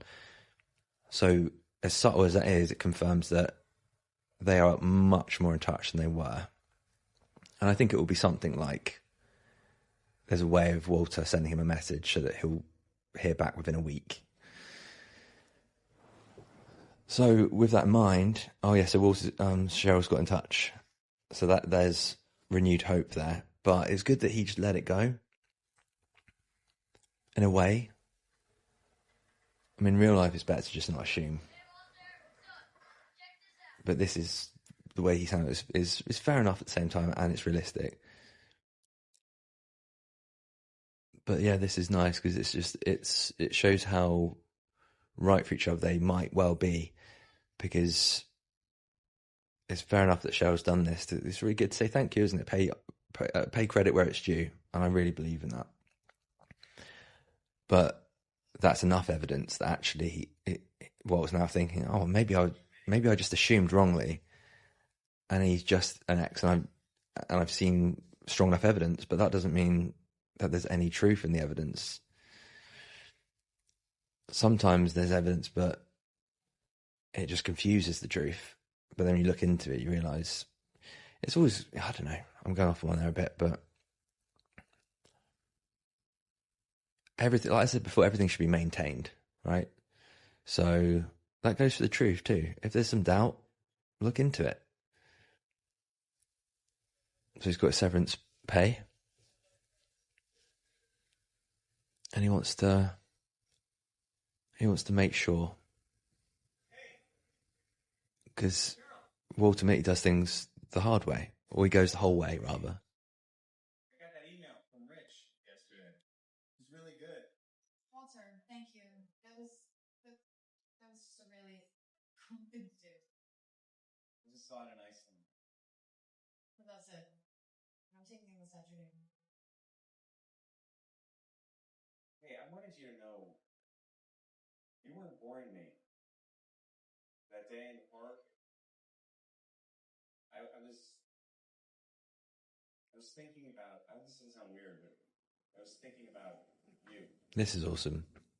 We've seen signs of it earlier, but They do karaoke there. Walter, for so long, I had to get on this helicopter. doesn't communicate with people more than the minimum. We saw signs earlier. He really wants to be open and confide and fully communicate, and that's the fundamental ingredients to great relationships. My experience has definitely shown me that, as well as my acting training, for sure, too. So what happened to you? You sort of fell off the face of the earth. And that's a beautiful thing for him to say, like, I got to where I wanted to go, and I couldn't have done it without meeting you, which sort of confirms my anima theory. I was fixing my refrigerator, and he's not my husband. I guess I imagined. Thought maybe you got back together. You have a good imagination. Cheryl clearly says you've got a good imagination, because that's a sign that they are really going to understand each other and they've got a real connection. But I wouldn't have had it in the script personally, just because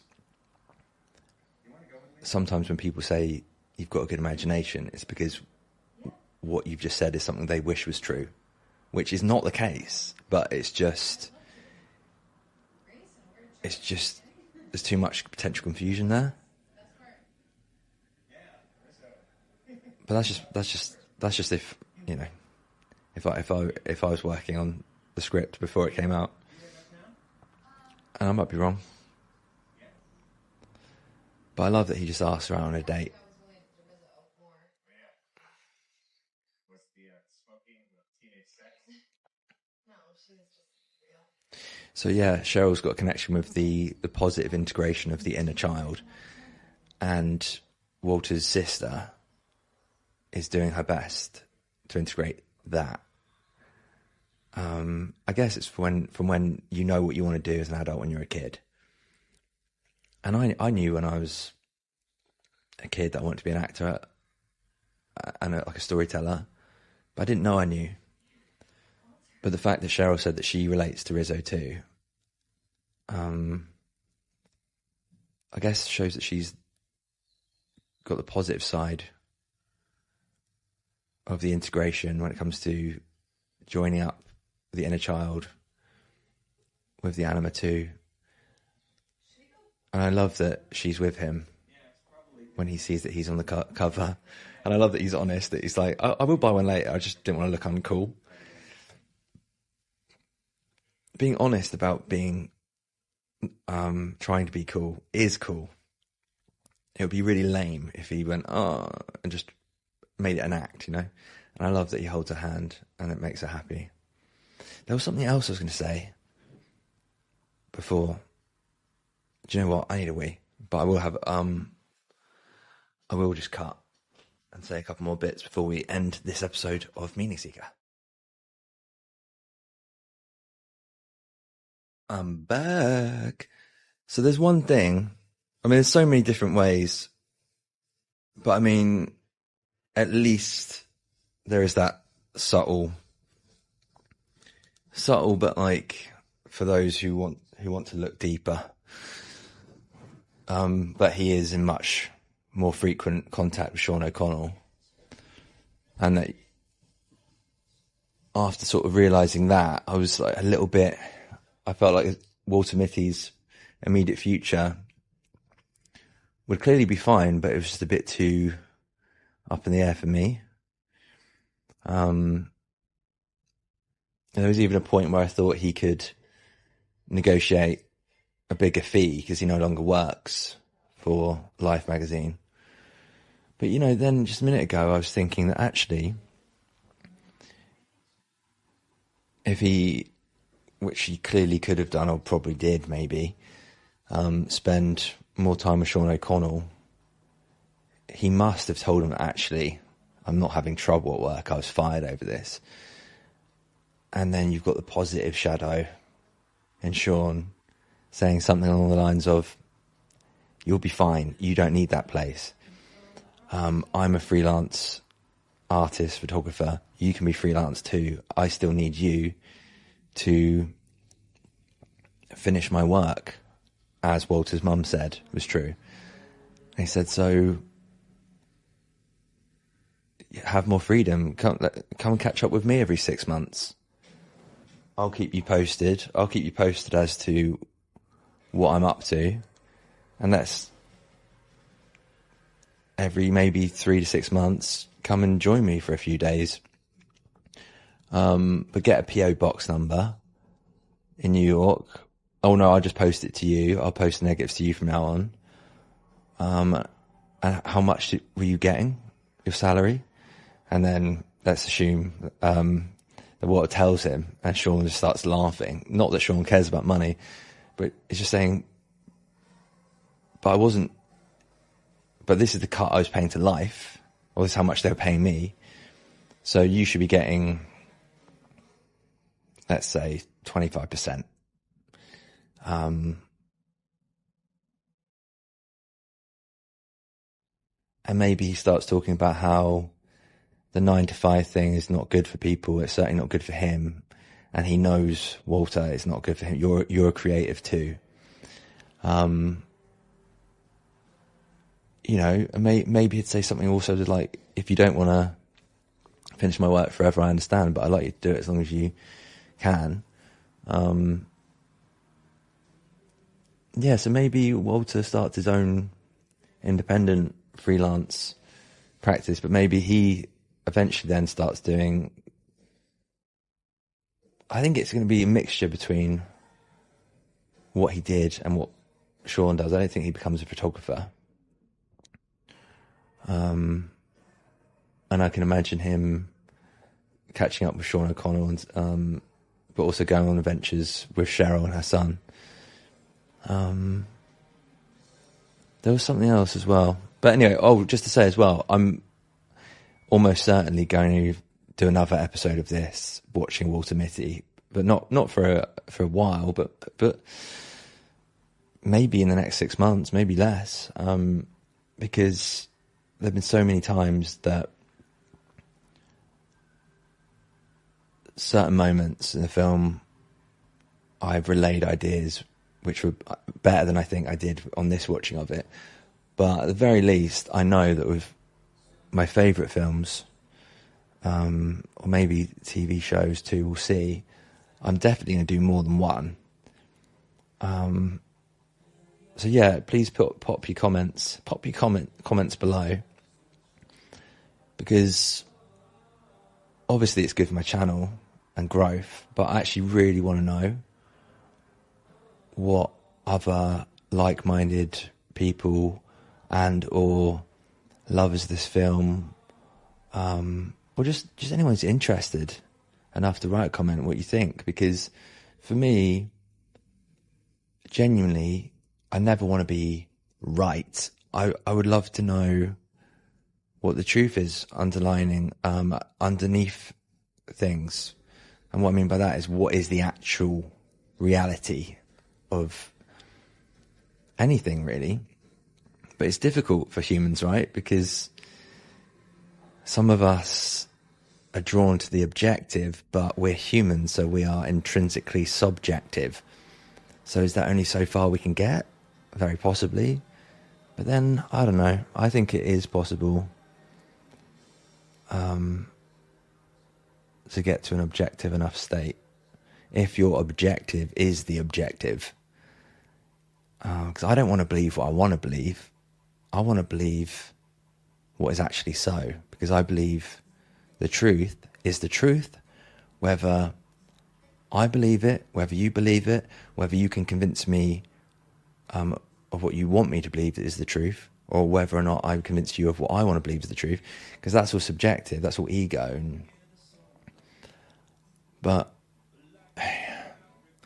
And I do believe that the truth resides in the same neighbourhood as what's positive. Now, I'm sure I'll get into this more at other points, but because I want to sort of close up the episode now. But in short,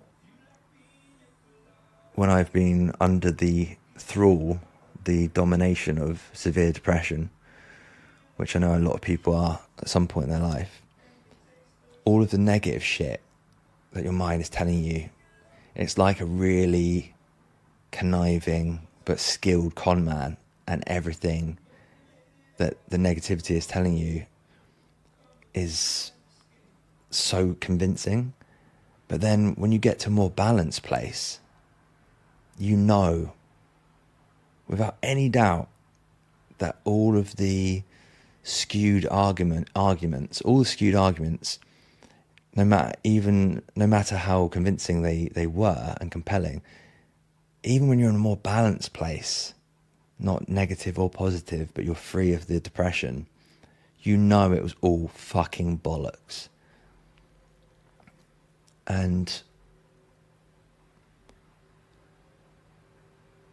yeah, that's a place where people either do harm to themselves, their own lives, indirectly on varying levels to people they love and care for, and in some way, whether big or small, to the positive growth of the world, in some sense. But when everything's really balanced, objectively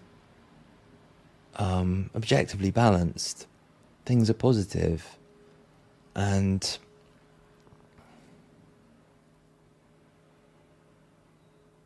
yeah, I think it's when you're in that place, that's when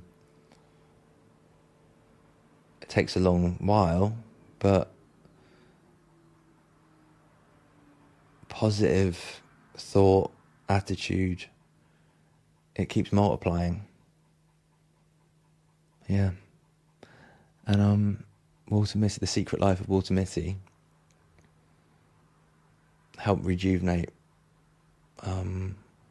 my hope and bring my sense of belief and optimism back to a more balanced state. Because I first properly watched it, I watched it in like 2015, but I first properly watched it during 2020 on my own in my little apartment, and it just reminded me that I've paused my great aims, my great path, but it was just paused, and I could carry it on once the world got back to normal-ish again. And that even though I'm facing great adversity, I will make a video about that, but I'm trying to keep my stuff separate from any of these videos, but I will put a link in it under each video, and the audio, each version there'll be a link if you do want to know more about me. But apart from that, I'll only mention anything about me when it's relevant to the film or the topic, or in any way it's the episode that I'm talking about, and they're even then just in short. But anyway, yeah, I'm going to leave it there. Subscribe, please, and hit the thumbs up button, and just pop a comment, even if just one word or a couple of emojis. Because I used to feel embarrassed about writing a comment in case someone I knew saw it. But then eventually, when I used to do my brain injury video podcast on YouTube to help myself, but also to help others like me, I realised from doing research that you're watching a video creator's content for free, and in a way, without paying a penny or a dime or a euro or whatever currency the country you live in use, just by giving a 5-star rating on Spotify or any of the audio platforms for this podcast, for instance, or a thumbs up on YouTube, a comment, subscribing and hitting the all notifications option.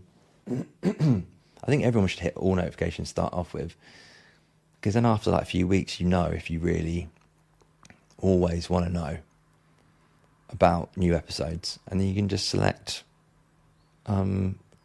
your own personal option. Like, oh, just let me know once a month. Just remind me about this channel once a month, and I'll watch them when I want. But yeah, anyway. Pardon me. I've got chronic fatigue. But again, I'm only mentioning that because it's relevant. But it takes like 30 seconds on average to hit the like button, write a 1 or 2 word comment, and subscribing it. It's probably more like 20 seconds because you only have to subscribe once. And if you've got a Google account, you're already logged into YouTube anyway. And even if you're not, it takes like 30 seconds to sign up for a YouTube account.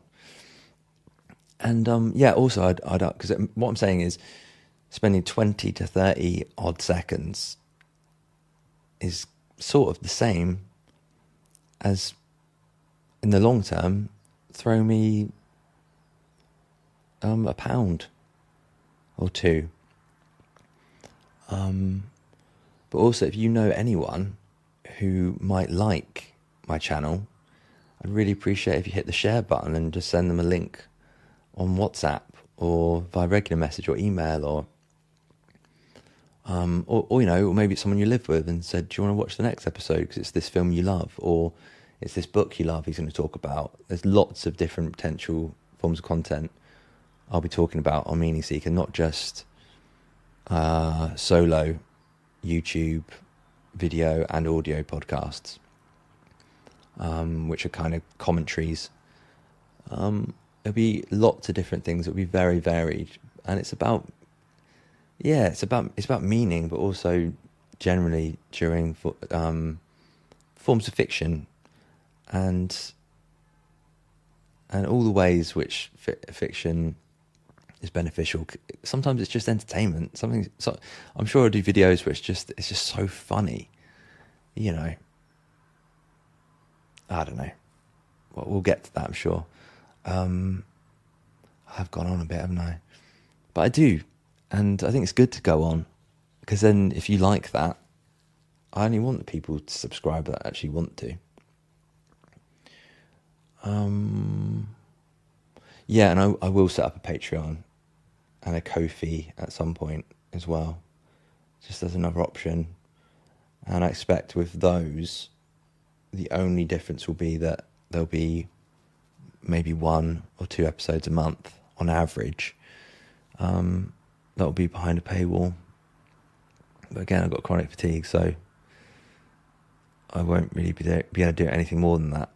And if I do reply to comments on YouTube, it will just be for a short window, like once every week or 2. And even that'll be pushing it energy-wise for me.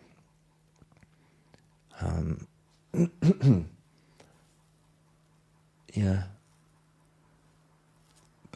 But anyway, I'm a writer.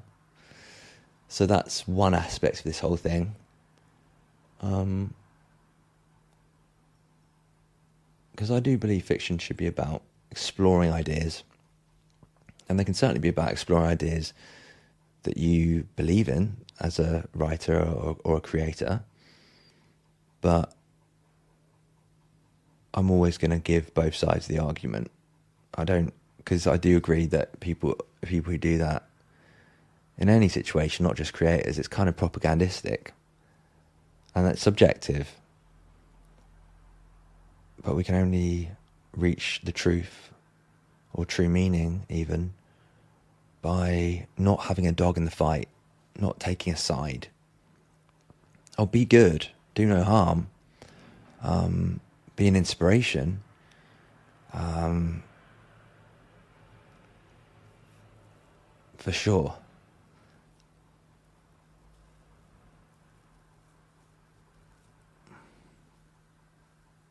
But I just want to grow and have fun along the way.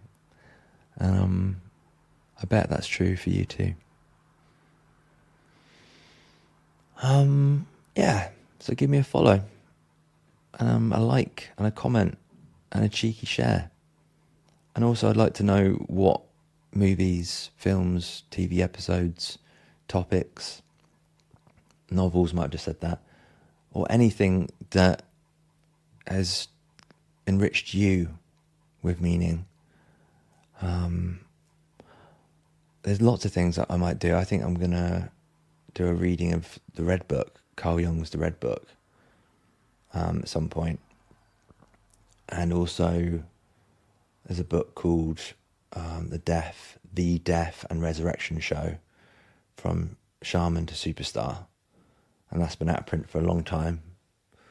So I think I might do a reading of that at some point. But anyway, I just love meaning. That's where I get my meaning from, surprisingly. Anyway, thank you so much for watching. I really enjoyed this. And so, yeah, I hope you carry on with this journey. And I guess we'll see how it goes, actually. But also, if you'd like to put a comment about questions, I mean, I'll only be able to do it up to a point. I probably won't be able to do it once I get more than 20 questions a month, if I get to that point. But that's for now at least, because I've got to see. I can only find out what I can do if I try it. And you can only extend your boundaries by pushing them a bit, but you've got to make sure you don't push them too much. Balance again, right? But yeah, if you have any questions, pop them below this or any video. And at least to begin with, I'll aim to do like a short, maybe 15-minute video a month, answering those questions in a short video. All right, I'm going to leave it there for now. Thank you so much for that. Let me start again. Thank you so much for watching. Oh, and before I go, to see the world, things dangerous to come to, see behind walls, draw closer to find each other and to feel. That is the purpose of life. Take care. Till next time. Thanks again. Bye.